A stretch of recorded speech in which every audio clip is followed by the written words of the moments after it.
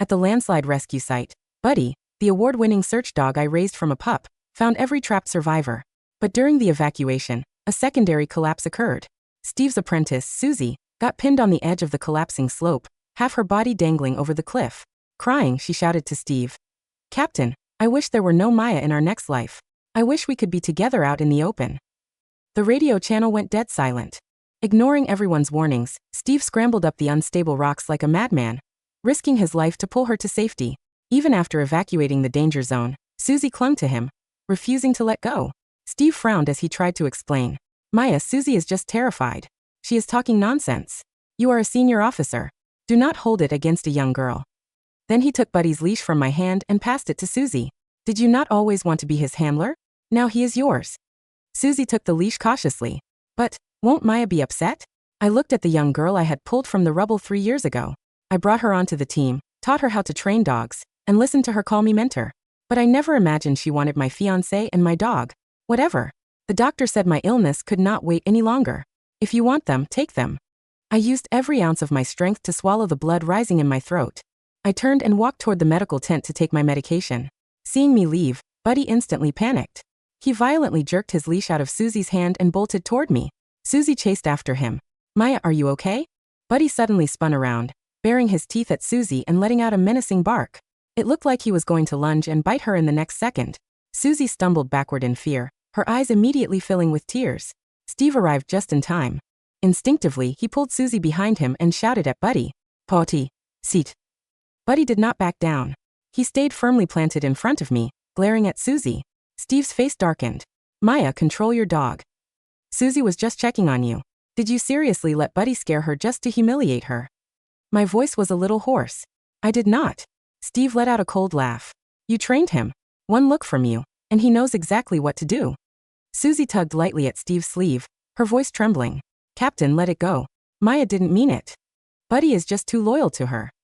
That sentence, which sounded like an excuse for me, only made Steve's expression colder. "Maya, Susie just came down from a landslide. She almost died.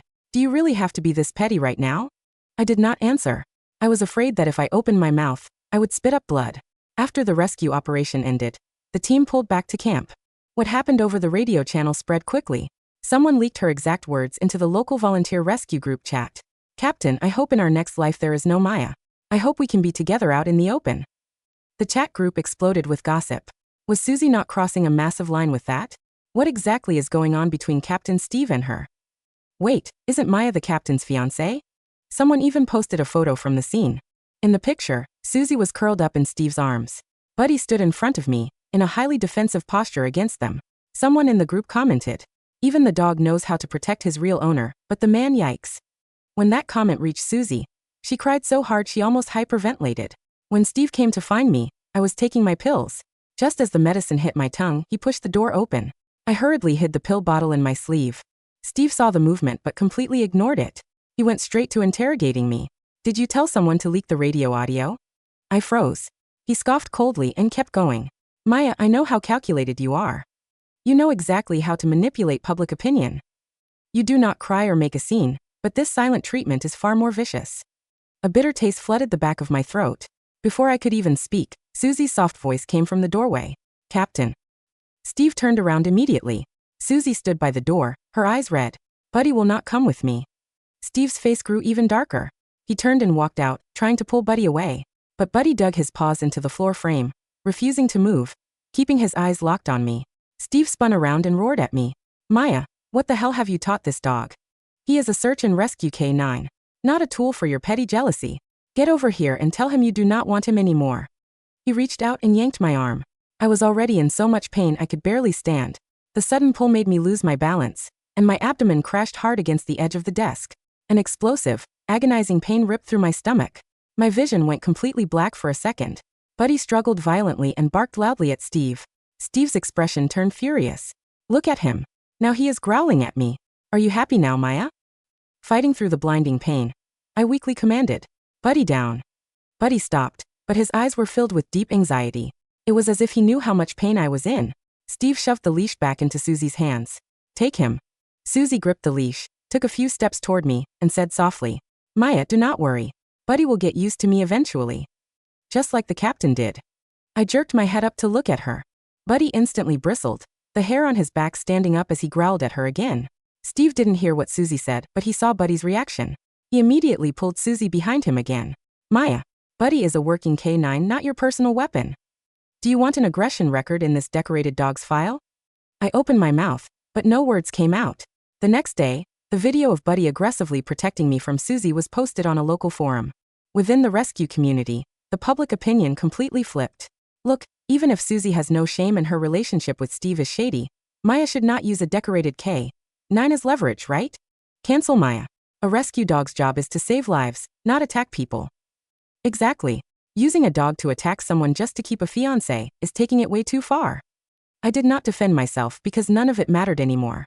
I did not have much time left to live, and I could no longer protect Buddy. All I could do was organize Buddy's training logs as thoroughly as possible, so that when I was gone, he could still shine and save lives. I exported the training files. It contained every single one of Buddy's habits.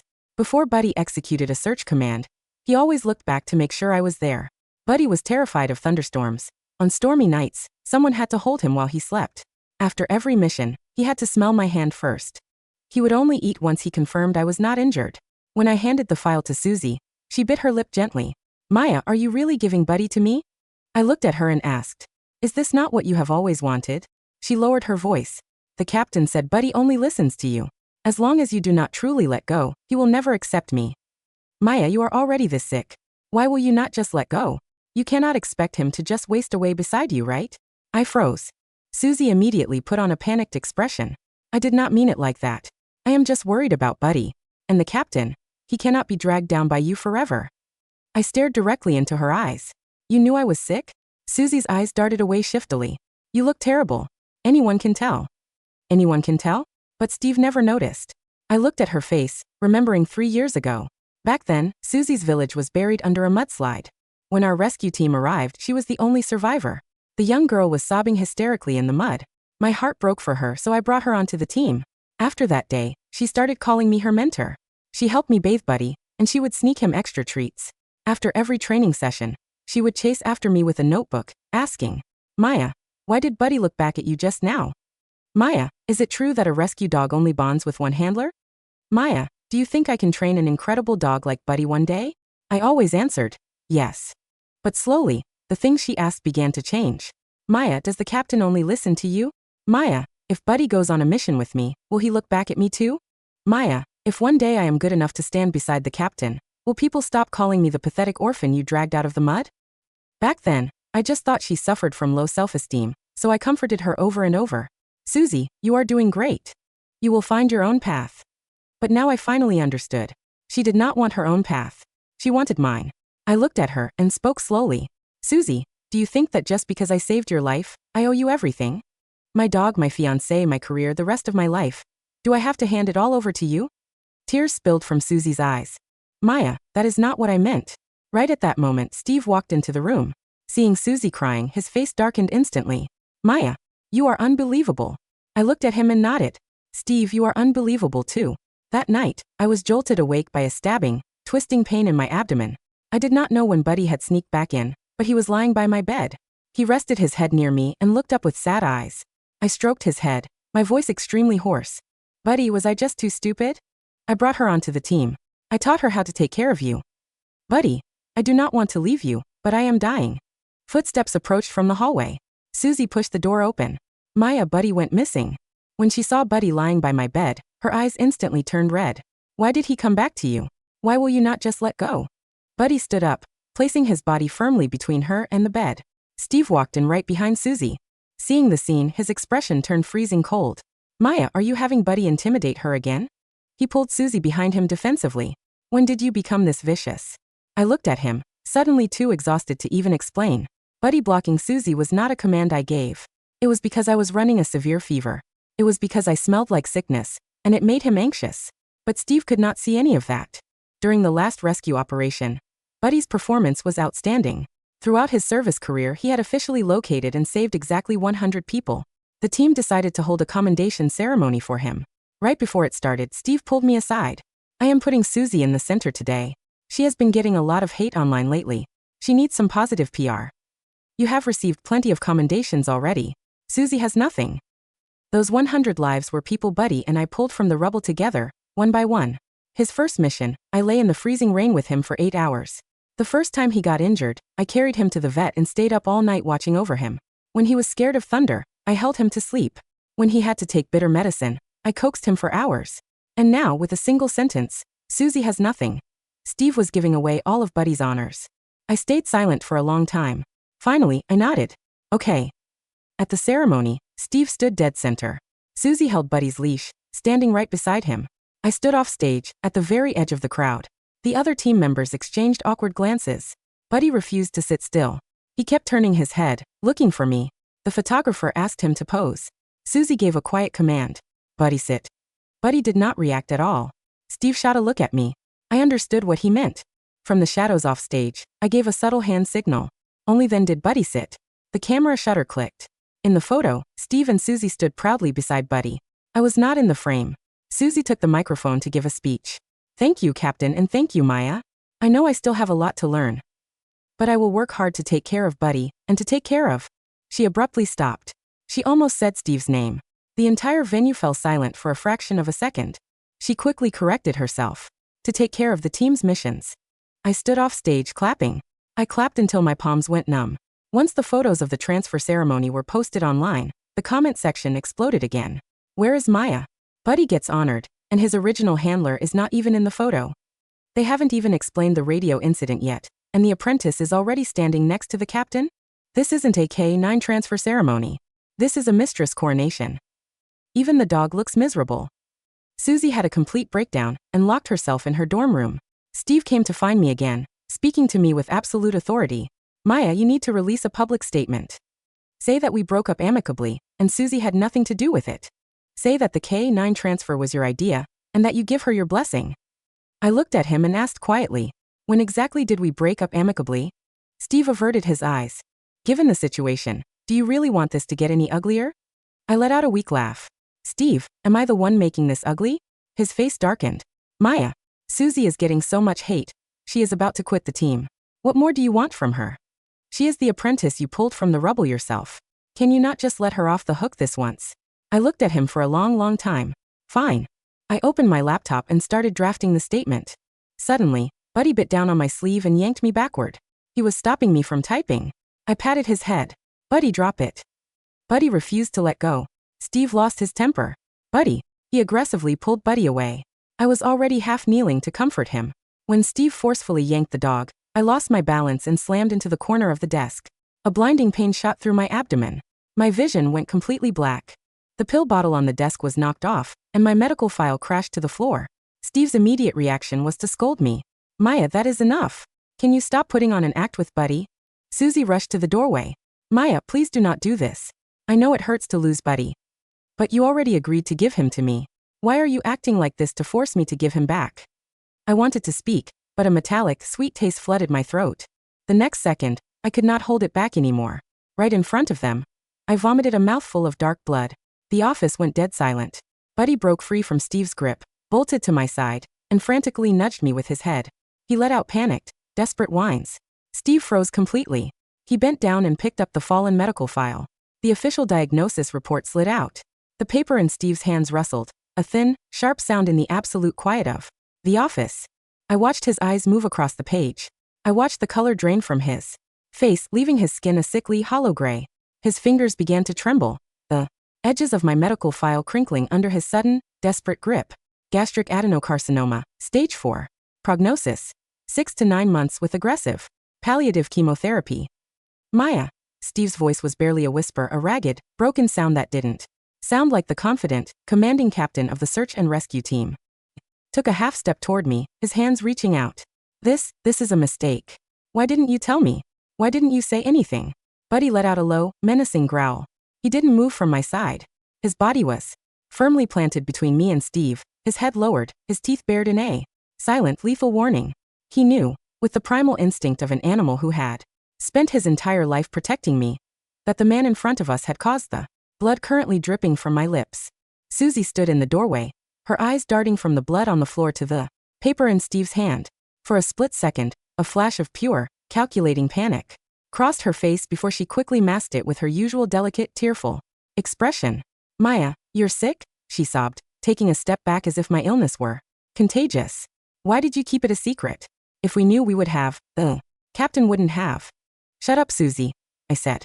My voice was incredibly weak, but it carried a cold, absolute finality that made her flinch. I wiped the blood from my chin with the sleeve of my uniform. I didn't look at Steve. I didn't want to see the cheap, useless guilt written on his face. The statement is on the laptop, I said, pointing a trembling finger at the screen. I've signed the transfer papers for Buddy. The association has already approved it. Now please get out of my office. Maya, please, let me carry you to the medical tent, Steve pleaded, his eyes welling with tears. He took another step forward, but Buddy lunged, a sharp, snapping bark echoing through the room. Don't touch her. A loud, angry voice roared from the hallway. My brother, Leo, a senior surgeon at the city's university hospital, strode into the room. He had just arrived at the camp to pick me up for my scheduled admission. He took one look at the blood on the floor, the file in Steve's hand, and his face turned to stone. He pushed past Steve, kneeling beside me and gently wrapping his arm around my shoulders. Leo, I whispered, my strength finally giving out as my vision began to blur. I've got you, Maya, Leo said, his voice thick with a mixture of grief and fury. He looked up at Steve, his eyes burning with a cold, professional contempt.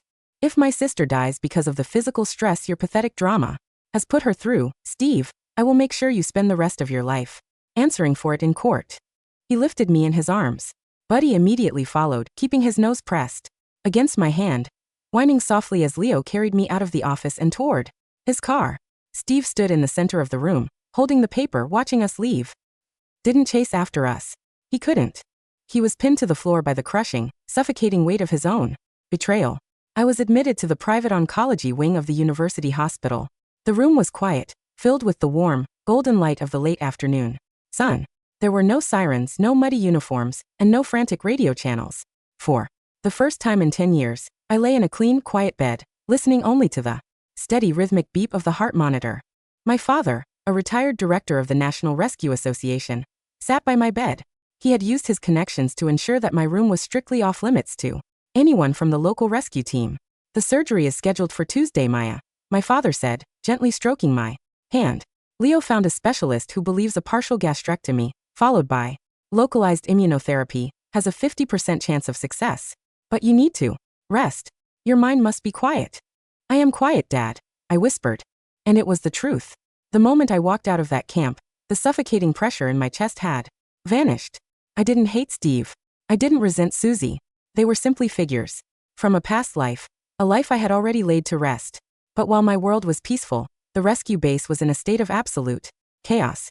The truth about the radio leak had finally come out. It hadn't been leaked by some random volunteer or a disgruntled teammate. A forensic audit of the local forum's IP addresses revealed that the audio of Susie's dramatic radio declaration and the subsequent photos of her in Steve's arms had been uploaded from a mobile device registered to Susie's private cloud account. She had leaked the audio herself. She had wanted to play the tragic, fragile victim who was secretly in love with the brave captain, knowing that the public outcry would force Steve to publicly defend her and choose her over me. She had used the online hate as leverage to force Steve to hand over Buddy, realizing that as long as I was Buddy's official handler, she would always remain in my shadow. When the team members found out, the atmosphere at the base turned freezing cold. The other handlers refused to speak to Susie, and during team briefings, they sat as far away from Steve as possible. But the real disaster was Buddy. Buddy had officially gone on strike. He refused to eat. He refused to drink. He lay in the corner of his kennel, his head resting on his paws, his eyes staring blankly at the door. When Susie tried to take him out for a training session, he dug his paws into the dirt, refusing to budge. Potty, seat. Susie screamed, her voice tight with a manic, desperate panic. During a public training exercise in front of the regional directors. Seat. Do you hear me? Buddy didn't even look at her. Frustrated, embarrassed, and driven to a near hysterical breakdown by the silent contempt of the other handlers, Susie did something unforgivable. She raised her boot and kicked Buddy in the ribs. The kick wasn't hard enough to injure him, but the act of striking a decorated, active search and rescue K-9 was an absolute cardinal sin in our community. Buddy didn't growl. He didn't bite. He simply stood up, walked to the far corner of the training yard, and sat down with his back to her, entirely dismissing her existence. But the incident had been caught on the training yard security cameras. A junior handler, who had always respected me, pulled the footage and uploaded it directly to the National Rescue Forum. Within 2 hours, the internet exploded. The public opinion, which had been gently manipulated by Susie's victim act, completely and violently flipped. She kicked a decorated search dog. This isn't a handler. This is an animal abuser. Where is Maya? This dog saved 100 lives, and they gave him to a girl. Who kicks him because she's incompetent? Cancel Captain Steve. He is complicit in animal abuse to protect his mistress.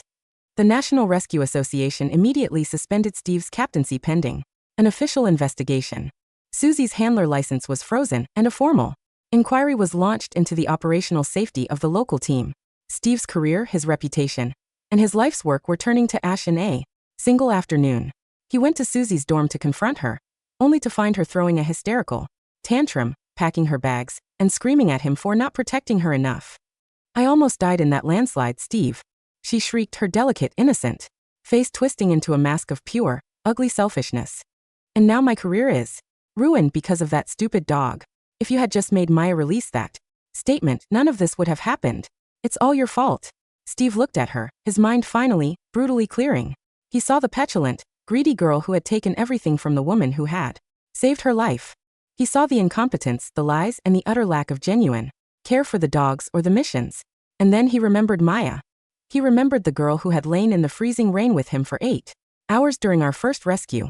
He remembered the girl who had quietly hidden her terminal illness so she wouldn't disrupt the team's operations. He remembered the girl who had stood off stage, quietly giving Buddy the hand signals to make sure Susie's coronation went smoothly, even as she was bleeding to death inside. He fell to his knees in the hallway of the dorm, his hands covering his face as he wept, realizing the absolute, terrifying magnitude of what he had thrown away. Tuesday morning, a major earthquake struck the neighboring province, triggering a massive landslide that buried a mountain resort hotel. The local rescue teams were overwhelmed, and because Steve's team was suspended and in disarray, the Regional Disaster Management Bureau had to scramble to find senior handlers. My father, despite his retirement, took the command of the Regional K-9 unit, and I, 3 days after my partial gastrectomy, sat in the mobile command center. At the disaster site, a medical monitor attached to my finger, a portable oxygen mask resting on my lap. I was too weak to walk the rubble, but my mind was perfectly clear, and the command channel was under my control. Steve and Susie had volunteered to go as civilian helpers, desperate to claw back some shred of public respect. They were deployed to the northern sector, a high-risk zone where a series of guest villas had collapsed into a ravine.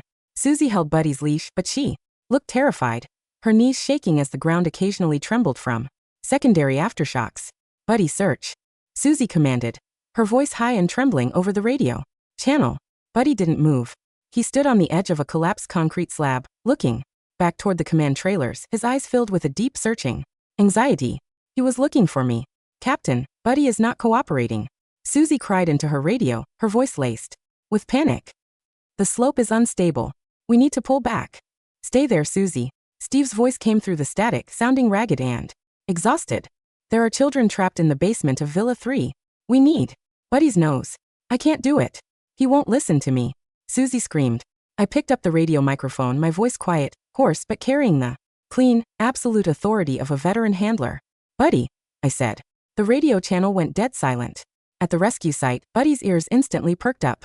He stood tall, his tail wagging once, his eyes locking onto the radio receiver attached to Susie's shoulder. Buddy, I said softly, using the specific, gentle tone I had used since he was a pup. Search. Go save them. Buddy let out a loud, confident bark. Without looking back at Susie or Steve, he bolted forward, leaping over the broken concrete slabs, his nose pressed to the dirt. Within 30 seconds he stopped near a small crevice under a fallen roof beam, and began to dig furiously, letting out the distinct, rhythmic barks that signaled a live find. Live find. Steve shouted over the radio, his voice trembling with a mixture of relief and intense, painful emotion. We have the children. They're alive. As the rescue team moved in with heavy machinery to pull the children from the rubble, Buddy didn't wait for Susie or Steve. He ran straight down the rocky slope, ignoring Susie's frantic commands, and bolted across the mud toward the mobile command trailers.